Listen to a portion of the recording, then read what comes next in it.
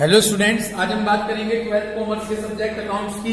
और इसमें आज हम जिस क्वेश्चन को आपके साथ डिस्कस करेंगे वो क्वेश्चन होगा सबसे पहले क्वेश्चन नंबर 29 क्वेश्चन का ओनली मैं रियलाइजेशन अकाउंट्स आपको तैयार कराऊंगा, बाकी क्वेश्चन आगे का खुद आप तैयार कीजिएगा। तो क्वेश्चन नंबर 29 स्टार्ट करते हैं। क्वेश्चन नंबर 29 में हमने सबसे पहले रियलाइजेशन अकाउंट का फॉर्मेट बना लिया। रियलाइजेशन अकाउंट,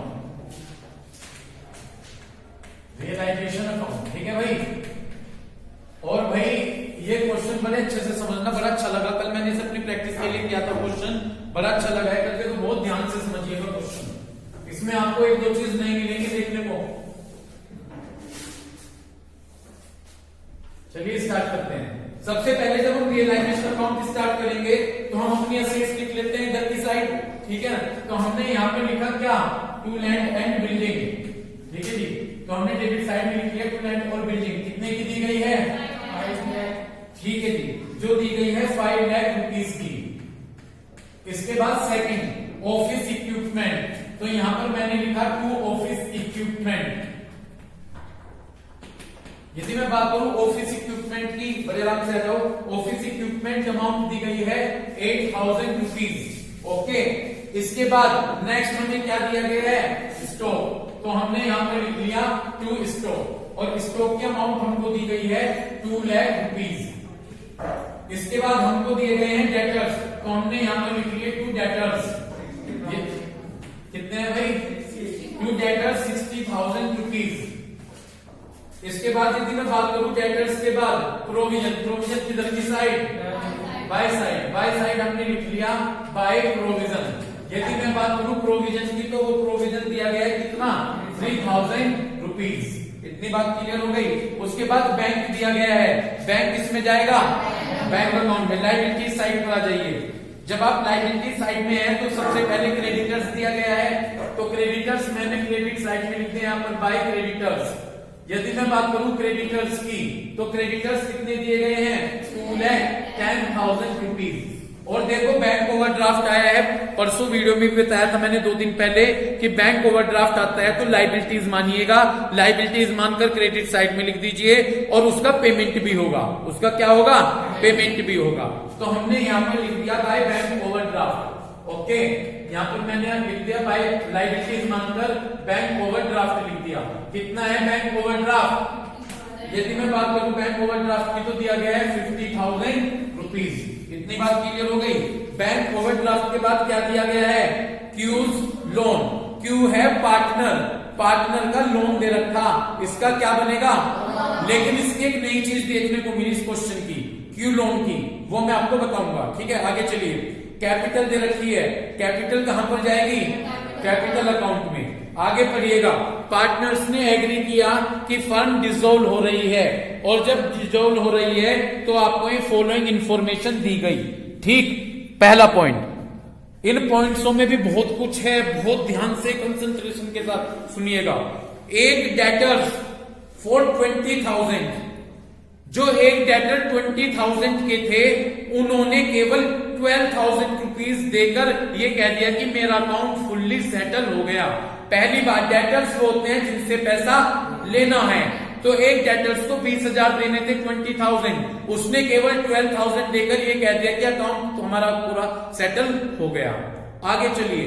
और डेटर्स ऑफ 5,000, और जो 5,000 डेटर्स थे वो क्या हुए, प्रूव बैड, वो बैड प्रूव किए गए। अब सुनो, अच्छा पॉइंट देखिएगा, डेटर्स कितने हैं, 60। पहले तो देखिएगा 60,000 10 डेटर्स, ओके।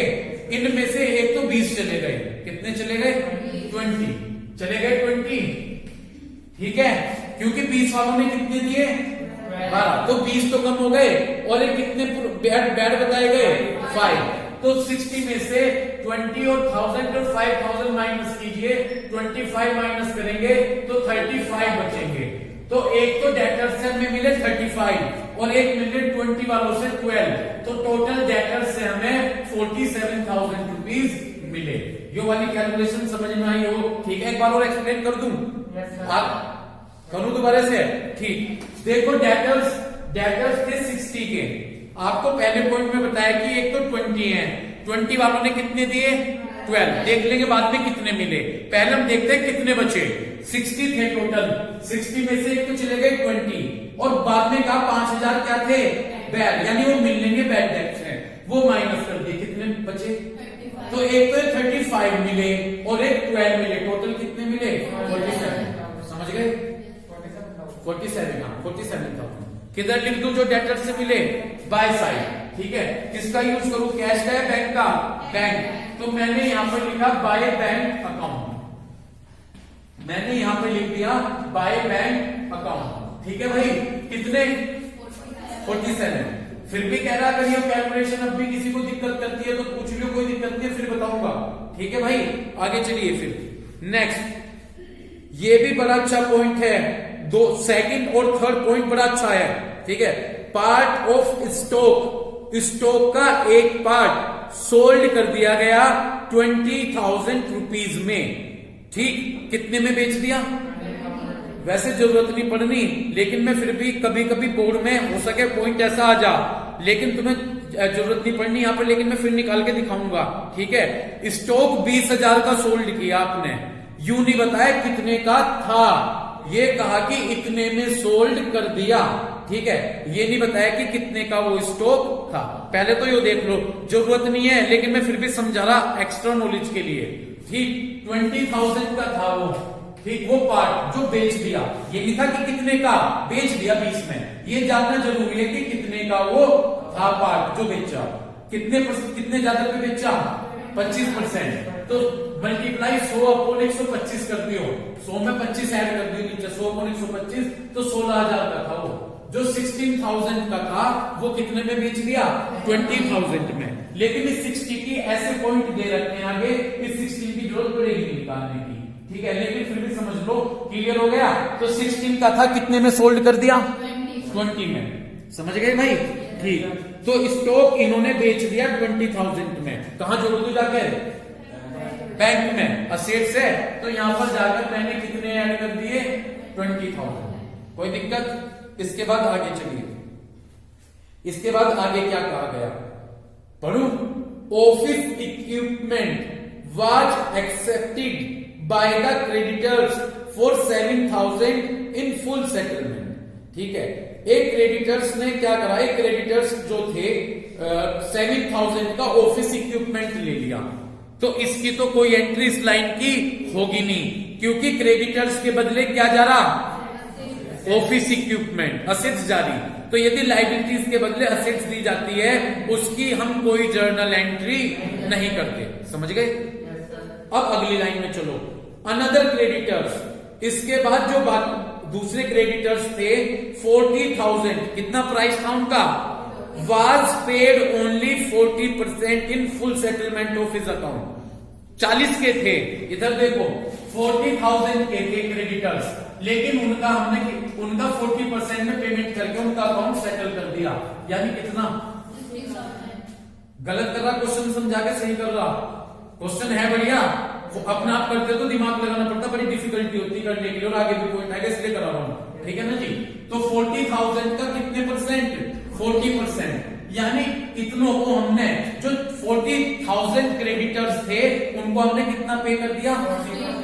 क्रेडिटर्स का पेमेंट टू साइड में लिख दूं, लाइबिलिटी का पेमेंट इधर करें, तो टू बैंक अकाउंट 16,000। ओके, तो यहां मैंने लिख दिया टू बैंक अकाउंट, ब्रैकेट में लिख दिया क्रेडिटर्स 16,000।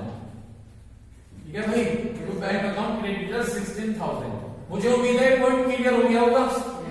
अब आगे चलो, एंड रिमेनिंग क्रेडिटर्स, और उसके बाद भी जो क्रेडिटर्स बचे, 3 पॉइंट दे दिए इस तरह से क्रेडिटर्स के, और उसके बाद भी जो क्रेडिटर्स बचे उन्होंने स्टॉक ले लिया, फुल सेटलमेंट कर लिया, तो इसकी एंट्री, क्योंकि लाइबिलिटी के बदले असेट्स जा रही है, क्रेडिटर्स को हम स्टॉक दे रहे हैं। क्लियर? पहले यहां तक बता दो, इस पॉइंट में कोई दिक्कत हो तो। क्लियर? अगले पर मूव करो। एंड अनरिकॉर्डेड असेट्स, एक अनरिकॉर्डेड असेट्स की 20,000 रुपीज की हैंड ओवर कर दी unrecorded liabilities of ₹50,000 in full settlement. ठीक है, एक 20,000 की अनरिकॉर्डेड असेट्स थी, एक लाइबिलिटी थी 15,000 की अनरिकॉर्डेड, उसके बदले दे दी। इसकी कोई एंट्री? कोई यूं दिमाग लगा होगा, कहने लगे भाई 5 कम में दी असेट्स, इसका तो होना चाहिए, कुछ नहीं होना। याद रखो असेट्स अगर लायबिलिटी के बदले असेट्स दे रहे हैं तो उसकी कोई एंट्री नहीं होगी। ठीक है जी, क्लियर हो गया पॉइंट। आगे चलिए, लैंड और building were sold at A loss of 20%। जो लैंड और बिल्डिंग थी वो 20% के लॉस पर बेच दी गई। देख सकते हैं लैंड और बिल्डिंग 5 लाख है। यदि आप 5 लाख का 20% कैलकुलेट करो तो 1 लाख रुपीज आ जाएंगे, 1 लाख रुपीज आ जाएंगे। तो 5 में से लॉस से माइनस कर दो, कितने की बिकी लैंड और बिल्डिंग? 4 की। जाकर ऐड कर देता हूं बैंक में 4 लाख रुपीज। समझ गए? Next, Q's loan was settled by payment. इस पॉइंट के लिए पर टिक मार्क कर लो, ये भी नया पॉइंट है। Q loan was settled by payment of 30,000 rupees. Q का लोन का पेमेंट सेटल कर दिया गया कितने में? 30,000 रुपीज में। लायबिलिटी साइड में जाकर देखो क्यू लोन कितना है। अकाउंट बनता है इसका, अकाउंट ही बनेगा, लेकिन पहली बार पॉइंट आया है, अब तक कहते थे कि जितना उतना ही हो गया या जो भी थी। यहां पर ये कह रहे हैं कि 40,000 का था, लेकिन पेमेंट आपने याद करो अब तक तो वहीं उतने में ही कर देते थे।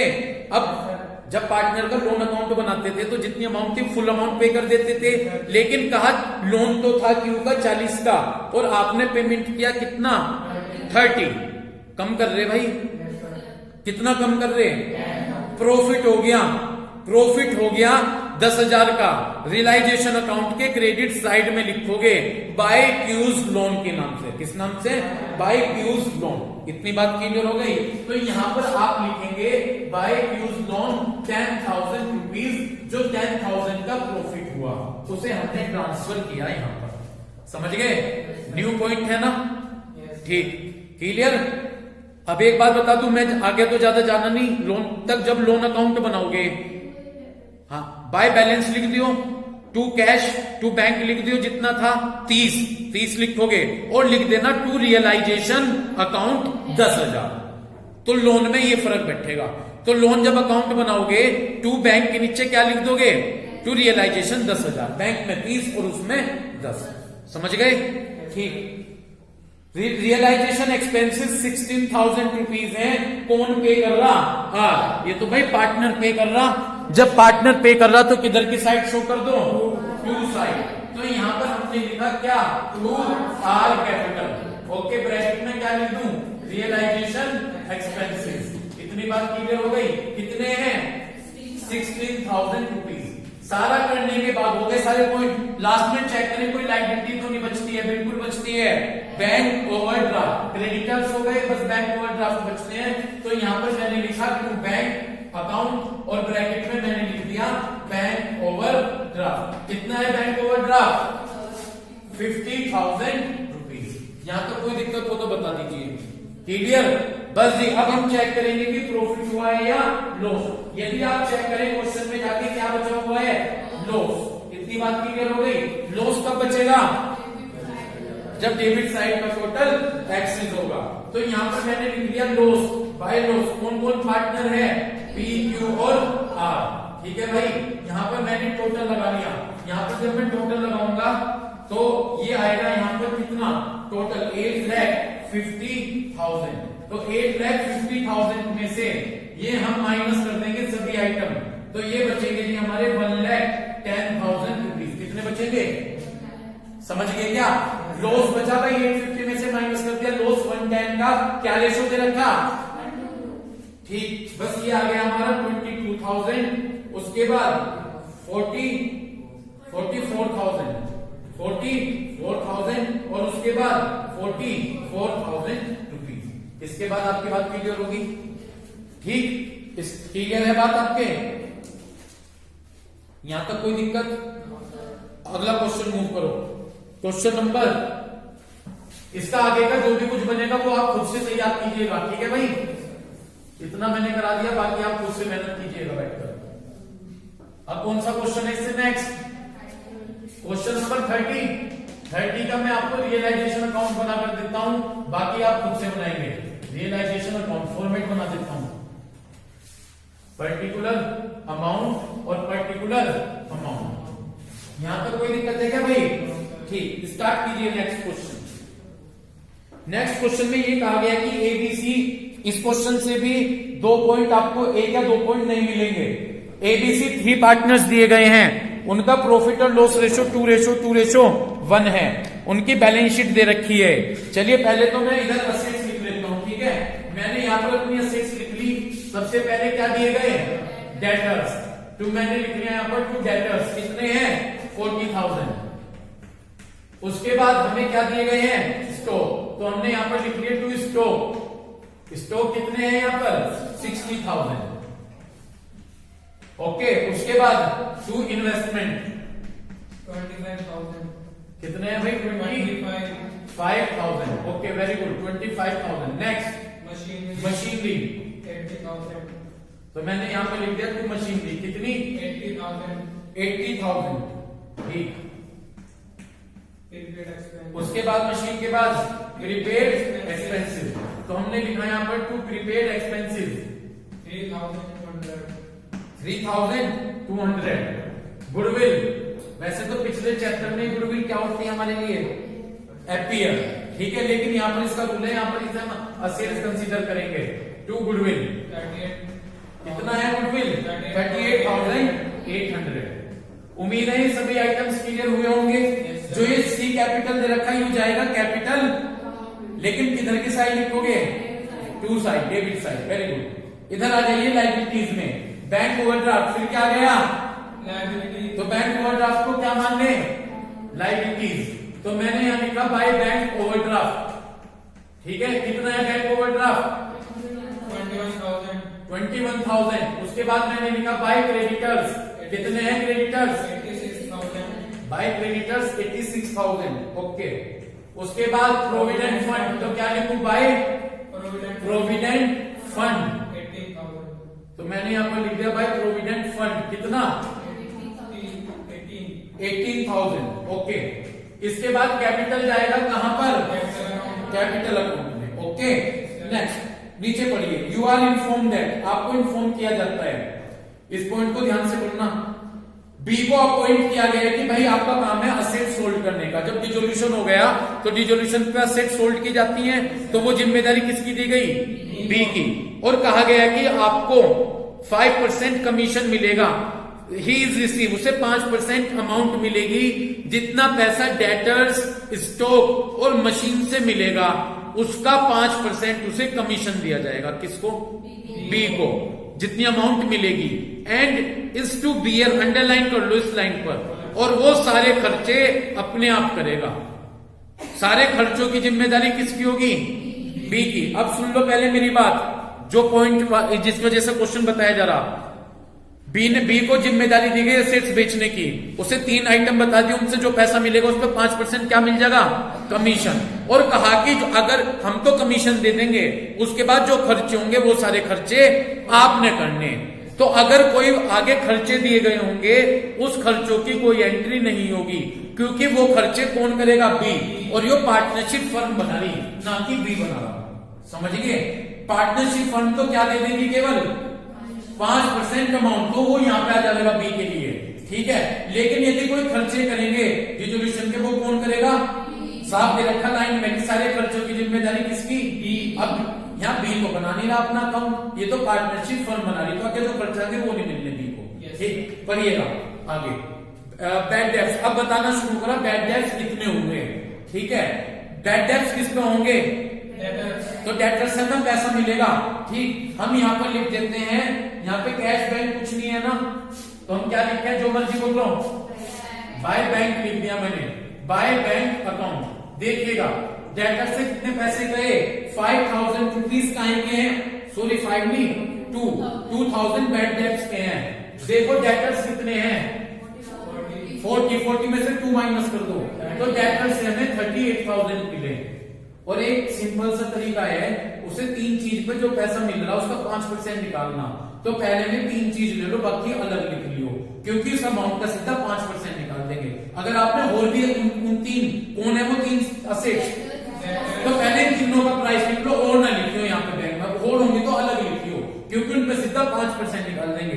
मेरी बात समझ लेना मैं क्या कहना चाह रहा। Yes, ठीक, अगर तुमने और भी अमाउंट जोड़ दी 3 के अलावा तो फिर वो कमीशन के लिए अमाउंट देखनी पड़ेगी कितनी है। तो पहले किस किस के अमाउंट देख लूं मैं। ठीक, तो डेटर्स तो हो गए। स्टॉक, स्टॉक से कितने मिले, प्लस कर दिए 36,000। आगे चलो, उसके बाद प्लस मशीन से कितने मिले 46, तो मशीन के 46 ऐड, तीनों का प्राइस आ गया। कर दूं पहले यहीं तक काम, तो इन तीनों का ऐड कर दिया 38, 36, 74, 780, 120 आ गए। इन तीनों का टोटल करके क्या आ गया। तो भाई डेटर्स, स्टॉक और मशीन से कितने मिले, इसमें बी को कितने परसेंट कमीशन 5, बी को दिया जाएगा ना। लिख दिया हमने 2B कैपिटल। क्या लिखते हैं यहाँ पर 2B कैपिटल अकाउंट। इस 120 का कितने परसेंट करे 5, तो 120 का 5% निकाल लिया 6,000 आ गया। ये तो नहीं बट गया उसके कमीशन का काम। समझ गए, कोई दिक्कत। आगे चलो, उसके बाद देयर वाज अनरिकॉर्डेड असेट्स। एक अनरिकॉर्डेड असेट्स थी 10,000 रुपीज की, उसे किसने ले लिया। असेट्स ले रहा पार्टनर। कशिश कहां लिख दूं, बाय क्या लिख दूं, बाय क्या लिखूं, by a capital. Okay very good, by a capital. ठीक है जी, कितनी है वो अनरिकॉर्डेड असेट्स 10 की थी, 8 में ली। ठीक है ना, थी तो 10,000 रुपीज की, 8,000 में ली, तो कितना प्राइस लिखूंगा यहाँ पर 8,000। इतनी बात क्लियर हो गई भाई। आगे चलिए नेक्स्ट, मार्केट वैल्यू। इन्वेस्टमेंट की मार्केट वैल्यू 20,000 रुपीज थी और एक क्रेडिटर्स ने इन्वेस्टमेंट को इसी वैल्यू पर ले लिया। इन असेट्स के बदले, लाइबिलिटीज के बदले क्या जारी, इसकी कोई एंट्री। क्रेडिटर्स ने क्या ले लिए, इन्वेस्टमेंट। कितने के थे इन्वेस्टमेंट 20 के। आगे चलो, और जो बाकी क्रेडिटर्स हैं उनको 6,000 रुपए कम पे डिस्काउंट पे पेमेंट कर दिया। एक मिनट इधर चेक करो, बहुत जल्दी समझ में आएगा। 86 है, कितने थे क्रेडिटर्स 20, 20 तो एक घटा दो, कितने बचे 66 बचे, और कितनी डिस्काउंट पे करा तो कितने बच गए 60। तो भाई 86 से पहले तो मैंने 20 माइनस कर दिए और फिर वो डिस्काउंट 6, तो क्रेडिटर्स आए 60,000। यानी कितने क्रेडिटर्स का पेमेंट करा, इधर कर दूं 2 साइड, तो मैंने यहां पर लिख दिया 2 बैंक अकाउंट ब्रैकेट में क्रेडिटर्स। ठीक है भाई, कितने 60,000। उम्मीद है यहां तक बात क्लियर होगी। आगे चले, एक टाइपराइटर, ऑफिस टाइपराइटर अकाउंट की बुक में नहीं था, उसे हमने बेचकर 20,000 रुपए मिले। असेट्स बेचकर पैसा मिलना बाय, तो बाय बैंक मानी ऐड करना में अलग लिखा बाय बैंक। कितने का था वो 20,000 रुपीज का। थोड़ी सी देर और अटेंटिवनेस बनाओ, बस 3 मिनट का रह गया है ना, 2-3 मिनट का। इतनी बात क्लियर होगी। आगे चलिए नेक्स्ट, उसके बाद क्या कहा गया, देयर वाज आउटस्टैंडिंग एक्सपेंसेस। वहां पर आउटस्टैंडिंग एक्सपेंसेस थे कितने के 6,000 रुपीज के। These were settle for 4,500। उन्हें कितने में सेटल कर दिया, लाइबिलिटी का पेमेंट कर ले, किधर कर दूं 2 बैंक। ठीक है जी, 2 बैंक अकाउंट आउटस्टैंडिंग एक्सपेंसेस कितने में करा 4,500 में। ओके नेक्स्ट, डिसोल्यूशन के खर्चे, रियलाइजेशन के खर्चे बी ने करे कितने, इसकी एंट्री होगी नहीं होगी। यही बताया था कि बी को तो क्या दे दिया गया था कमीशन, और यूं कहा था कि बी ने ऊपर कहा था कमीशन मिल जाएगा, सारे खर्चे मैं करूंगा। बी ने करे खर्चे 2,000, तो ये खर्चों की रिस्पॉन्सिबिलिटी किसकी है, और आप किसके यहाँ पे बना रहे तो पार्टनरशिप फंड के, तो इसकी कोई एंट्री यहां पर हम नहीं करेंगे। इतनी बात क्लियर होगी। सारा क्वेश्चन करने के बाद चेक करो कोई लाइबिलिटी तो नहीं रहेगी। समझ में नहीं आएगा क्वेश्चन, सारी एंट्री करने के बाद ये चेक करो, ये रह गया एक तो बैंक ओवरड्राफ्ट रह गया और एक प्रोविडेंट फंड, बस दोनों रहे, दोनों का पेमेंट कर देंगे यहाँ पे। 2 बैंक अकाउंट ब्रैकेट में क्या लिख दूं बैंक ओवरड्राफ्ट। कितना है बैंक ओवरड्राफ्ट ठीक, और एक रह गया प्रोविडेंट फंड, तो 2 बैंक अकाउंट ब्रैकेट में लिख दिया मैंने प्रोविडेंट फंड। कितना है प्रोविडेंट फंड 18,000। बस इसके बाद इसका प्रॉफिट और लॉस आप खुद से ही कैलकुलेट कीजिएगा। ठीक है ना, तो क्वेश्चन समझ में आपके, तो इस क्वेश्चन का रियलाइजेशन अकाउंट मैंने आपको तैयार करा दिया। बाकी जितने भी अकाउंट्स होंगे आगे के वो आप खुद से तैयार कीजिएगा। तो इस वीडियो में मैंने क्वेश्चन नंबर 29 और 30 इन दोनों क्वेश्चंस के रियलाइजेशन अकाउंट तैयार किए। बाकी जो अकाउंट्स होंगे वो अकाउंट्स आप खुद से तैयार कीजिएगा। उम्मीद करता हूं वीडियो देखकर आप दोनों क्वेश्चन अच्छे से क्लियर करेंगे। Thank you.